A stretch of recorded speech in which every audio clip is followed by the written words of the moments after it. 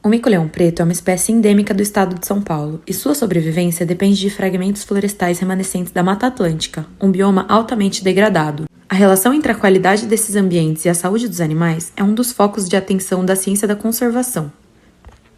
Vamos acompanhar a mestranda Catarina Sibin. Oi, meu nome é Catarina, eu sou bióloga e agora faço mestrado aqui na Unesp. Eu estudo o mico-leão preto e eu quero entender como esses animais estão sobrevivendo em diferentes matas ao longo do estado de São Paulo, né? Eles só ocorrem aqui em São Paulo e eles sobrevivem em pequenos pedaços de mata. Então eu quero entender se eles estão mais saudáveis em alguns lugares, menos saudáveis em outros, se eles precisam de mais atenção conforme a qualidade daquele lugar.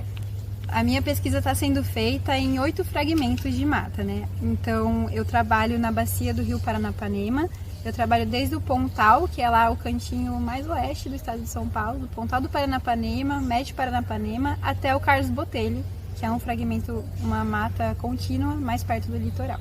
Bom, então na minha pesquisa eu quero entender quanto esse animal está sendo resiliente nesses fragmentos de mata diferentes, né? Então eu quero entender se um ambiente que está mais saudável, que tem uma floresta mais saudável, está fazendo com que os animais estejam mais saudáveis ou vice-versa, né? Se um ambiente está pior, se os animais estão com uma saúde, com uma condição pior. E como que eu vou conseguir entender isso, né? Olhando para 3 coisas principalmente: a qualidade do habitat, o nível trófico dos animais e a condição corporal deles. E aí qual que vai ser esse link todo, né? Eu olho para a qualidade do habitat, que é o quanto aquela mata está diversa em árvores, o tamanho das árvores, se elas estão em tamanho bom para produzir, então está tendo bastante fruto para esses animais, bastante comida. E se essa qualidade afeta o nível trófico deles. O nível trófico vai dizer sobre a dieta desses animais, né? Quanto mais um animal come matéria de outro animal, mais alto ele está na cadeia trófica, né? Então, a gente vai lá e coleta o pelo do mico-leão preto. Nesse pelo, eu analiso a composição de nitrogênio. Esse nitrogênio vai falar para mim o quanto ele está comendo de matéria animal, porque quanto mais um animal come outro animal, mais ele acumula um nitrogênio pesado no corpo. Então, se eu comparo 2 macacos e um tem mais nitrogênio do pelo do que o outro, eu posso dizer, bem por cima, que esse animal está comendo mais matéria animal do que esse outro. E por que isso é importante para o mico-leão preto? Porque eles são primatas majoritariamente frugívoros, então o item principal da dieta deles são os frutos. Se tem algum lugar que eles estão comendo menos frutos do que outro, talvez esse ambiente não esteja tão saudável para eles, né? Talvez não tenham muitas árvores que estão frutificando e eles estão tendo que comer matéria animal porque não tem fruto.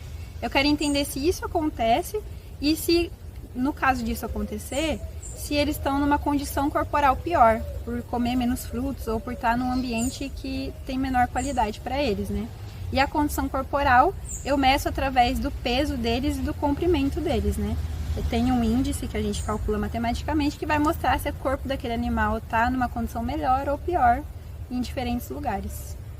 Aí, para isso, como o meu estudo, eu trabalho com 8 áreas, são muitos dados que eu preciso, né? Então, a maioria dos meus dados já foram coletados por outros pesquisadores que já estavam trabalhando no laboratório há muitos anos.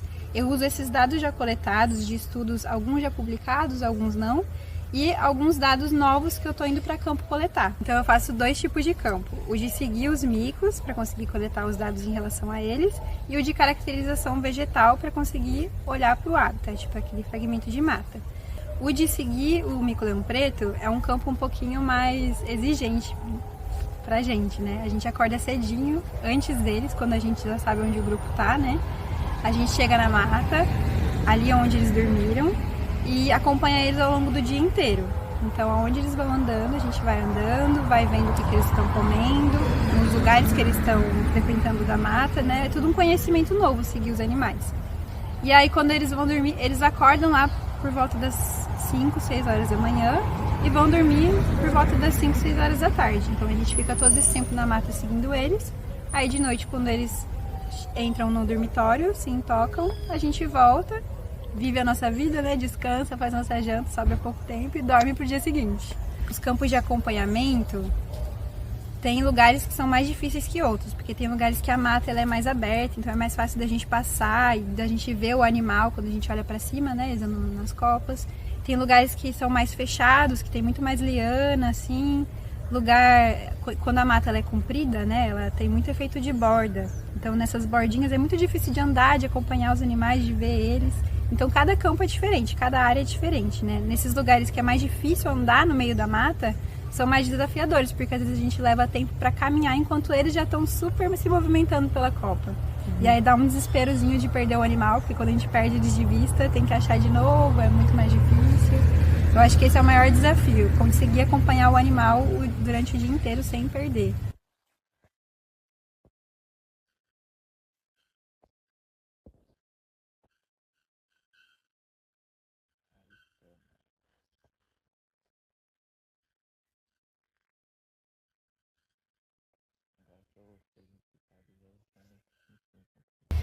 Esses animais estão vivendo numa mata, na natureza, e lá no meio da mata não existe a presença humana cotidiana, né?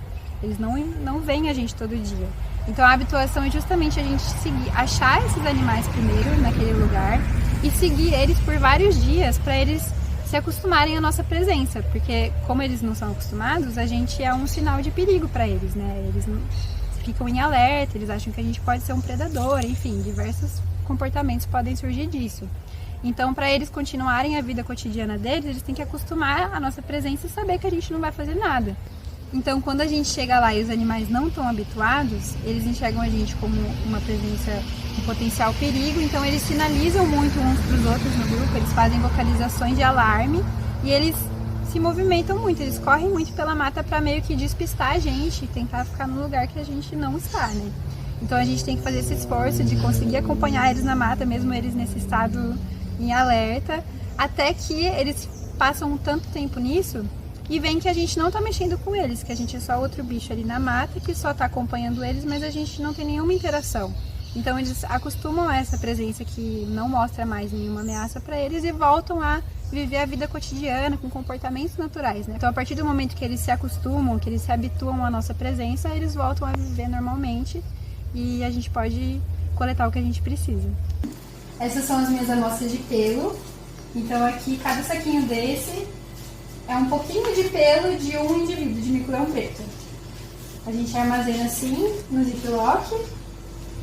É um estimacinho bem pequenininho que não vai fazer diferença para eles, né? A gente identifica com tudo que a gente precisa e armazena. E depois isso aqui vai para um outro laboratório parceiro que vai fazer as análises e entregar pra gente depois. Do pelo eu faço aquelas análises de isótopos estáveis, que é para ver a composição de nitrogênio. Aí é todo um processo muito específico, né? Por isso que vai para outro laboratório, porque eles têm umas máquinas grandonas que fazem todo o processo de transformar o pelo num pozinho, desse pozinho vira gás, desse gás a gente sabe a composição de nitrogênio. Eu acho que no final da minha graduação, na biologia, a gente tem muitas áreas e muitas possibilidades para trabalhar, né? E aí eu acabei visitando vários laboratórios e o que mais me chamou a atenção foi o de primatologia, porque é um trabalho muito de campo, muito de estar ali observando o bicho e tentando entender como que ele está sobrevivendo. E isso me encantou muito, então eu acredito que essa parte de campo do nosso laboratório, que é muito forte, foi o que mais me atraiu.